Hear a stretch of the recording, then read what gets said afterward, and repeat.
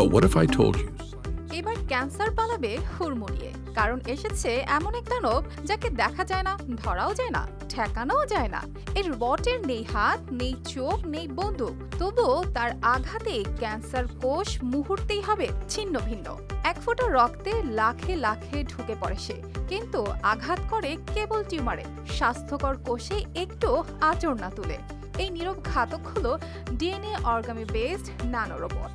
এটা মানুষের দেহে এমনভাবে কাজ করতে পারে যেন নিজেরাই বুঝে নেয় কোথায় টিউমার, কোথায় ক্ষতি করতে হবে আর কোথায় একটু স্পর্শ করা চলবে না।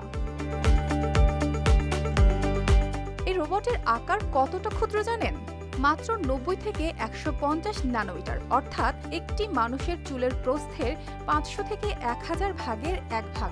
অতএব খালি চোখে দেখা তো দূরের কথা, সাধারণ মাইক্রোস্কোপেও এটি ধরা পড়ে না। দেখতে হয় ইলেকট্রন মাইক্রোস্কোপ বা অটমিক ফোর্স মাইক্রোস্কোপে।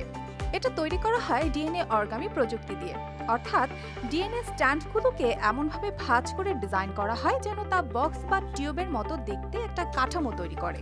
এই কাঠামোর ভেতরে রাখা হয় থম্ব্রিন নামের একটি ঘাতক প্রোটিন, যা শরীরের সাধারণ অবস্থায় রয়ে যায় বন্ধ অবস্থায়।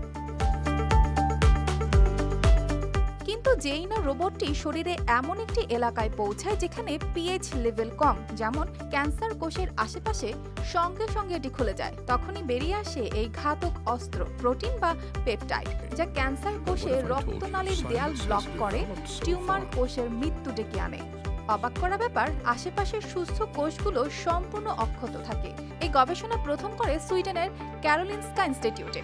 তারা এই রোবটের কার্যকারিতা পরীক্ষা করেছে স্তন ক্যান্সারে আক্রান্ত ইঁদুরের উপর। ফলাফল, মাত্র কয়েক সপ্তাহে টিউমারের বৃদ্ধি কমেছে প্রায় 70%, আর আশেপাশের টিস্যুতে এক বিন্দু ক্ষতিও হয়নি।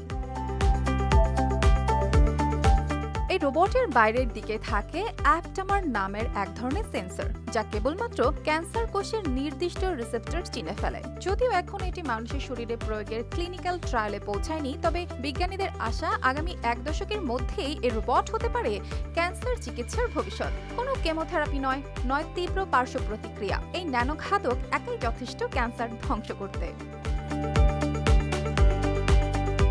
অর্পিতা জাহান, RTV।